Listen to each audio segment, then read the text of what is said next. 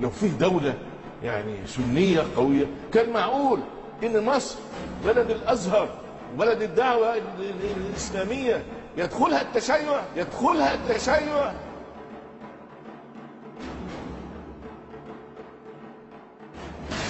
طبعا لا يخفى عليكم ما يجري الآن، وإن ده كله مقدمات ل يعني بزوغ نجم الشيعة في مصر.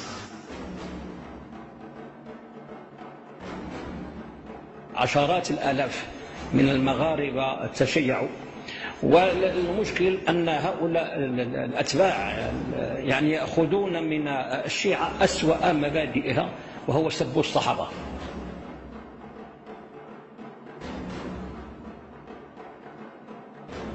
واش لكم هذا المرض نتاع الشيعة؟ هذا السؤال كيحسسني باللي كاين نشم الريحه الخنزه نتاع التشيع. الشيعة اللي كيسبوا ابو بكر وعمر وعثمان، يسبوا عائشه. من سب احد اصحاب الحق عليه لعنه الله والملائكه والناس اجمعين، لا يقبل الله منه صرفا ولا عدلا.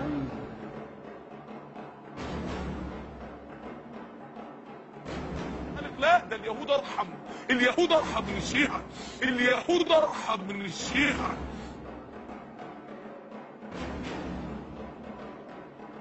والاطفال المراهقين يستخفون بالصحابه. خطر عظيم على ابناء السنه اليوم. الا واني النذير العريان اخبركم واحذركم امه الاسلام من التهاون. اسالوا بعض قبائل العرب من تشيع منها في ظل الجهل والفقر والحاجه، حتى لا يضيع ابناء السنه. اليوم السنه تشيعوا. ادركوا السنه يا عباد الله، السنه تشيعوا، السنه تشيعوا.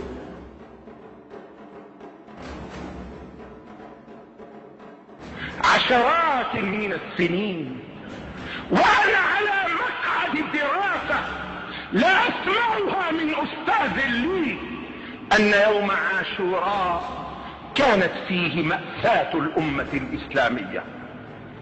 لماذا كانوا يخفون عنا ذلك؟ سامحهم الله. قال خوفا من ان تتأثر فتتشيع. خوفا.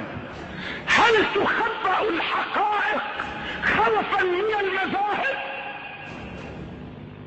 هل نكتم الحقيقة حتى لا نقوي مذهبا على مذهب؟ دعونا من ذلك ايها السادة. فقد مضى زمان يستعمل فيه الدين متكئا لسياسة الاشخاص، وقد مضى الزمن الذي يستغله من سمي بأمير المؤمنين ظلما ليعيث في الأرض فسادا. المد الشيعي أيها المسلمون والمؤمنون خطير على هذه الأمة عقديا سياسيا في كل أحوالها. الشيعة أخطبوط وأصبح خطيرا. تدرون أن الشيعة وصلوا طبعا في بلاد الحرمين، تكمنوا في الأحساء، في القطيف، في نجران، في المدينة، وربما تنقلوا بين بعض بلدانها. موجودين في الخليج العربي كله، في الكويت، في البحرين، في الإمارات، في عمان، في قطر، موجودين في اليمن، موجودين حتى في مصر، وموجودين كذلك في أندونيسيا، في الفلبين، في تركيا، في باكستان، في أفغانستان، في البوسنة والهرسك، في حتى الولايات المتحدة في أمريكا، وانتشروا. وهذا أيضا من خطورة المد الشيعي. أصبحت لهم قيادات سياسية وزارية في التعليم، في الصحة، في حتى القطاعات العسكرية. أصبح لهم نفوذ في الاقتصاد. حينما تمددوا هذا التمدد الخطير، اليمن في صعدة أصبحت أشبه ما تكون بمحافظة، بل هي محافظة شيعية تماما. واليوم نراهم في القطيف، في الأحساء، في المدينة ما يسمون بالنخاولة وغيرهم، قربهم من الكويت عن طريق البصرة التي يشبه ما يكون احتلوها الآن، التي هي حدود العراق مع الكويت. هي كلها شيعية، فهم لهم امتداد خطير ويفكرون تفكيرا مدروسا. أصبح لهم اليوم دور نشر ومكتبات كبيرة وضخمة تقوم على مناشطهم. النفس الشيعي في مصر لازم نبطره، انا هبطره، انا والشباب هنبطره. انا بقولها المسؤولين اهو، اكفونا هذا الامر، لن نصطدم معكم، ولكن اقسم بالله لبادئ بالشباب من الاسبوع القادم في تمشيط الدولة، قرية قرية، مركز، مدينة، والله ما نترككم، والله ما نترككم ابدا. كذلك من خطرهم وهو أنهم الآن استعدوا استعدادا كاملا وجندوا أنفسهم لنشر هذا الباطل، فجندوا الأقلام والأموال وجندوا الدعاة والمراكز والكليات والجامعات ودأبوا دأبا حثيثا وسعوا لنشر هذا الباطل. إلا أن أهل السنة وعامة أهل السنة فهم في سبات ونوم ضد هذه الهجمات الشرسة من هؤلاء المبتدعة الضلال.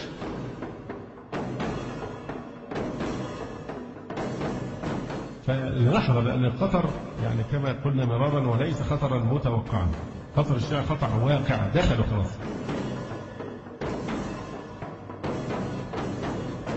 لابد من أبجديات المسلم السني المعاصر الذي يعيش في هذا العصر أن يؤمن إيمانا جازما بأن خطورة الشيعة أشد من خطورة اليهود والنصارى.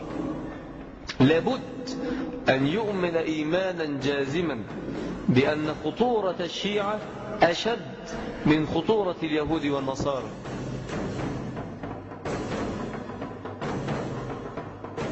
مصر لم يكن فيها شيعي واحد منذ عهد صلاح الدين الأيوبي، لم يكن في مصر شيعي واحد. فالآن أصبح هناك شيعة يكتبون في الصحف ويؤلفون كتبا ويظهرون في التلفاز. نحن لا نتحدث عن الشيعة مع المسلمين السنة، فهم ليسوا محصنين ضد التشيع، لأن احنا نقول ابعدوا عن الفتنة، ابعدوا عن هذه الكلام.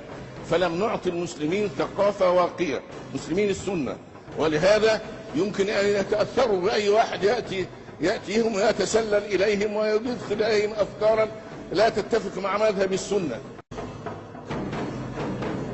ليعلموا أن خطر الشيعة أكثر من خطر الأمراض الفتاكة التي انتشرت في الأمة.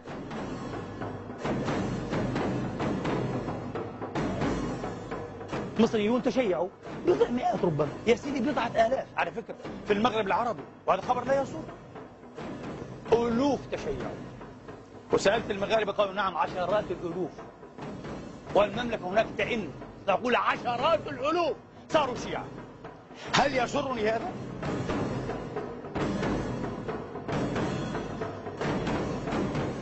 وهناك سعي حديث وعمل دؤوب بالليل والنهار لجر أولادنا جرا إلى مستنقع الرغد مثلا.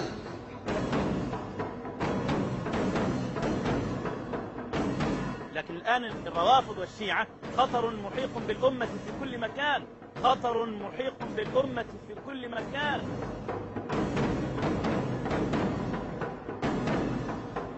بالله عليكم، مصر الكنانة تصير مرتعا للروافض. كنا نحاصر هذا الفكر حتى كدت أن أغطي عليه. الآن يظهرون على الفضائيات في مصر في مناظرات. أين أنتم؟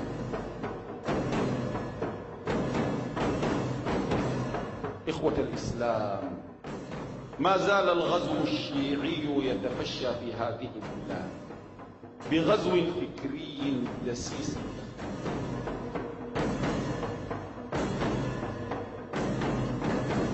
لأن التشيع هو الذراع الثاني للاحتلال.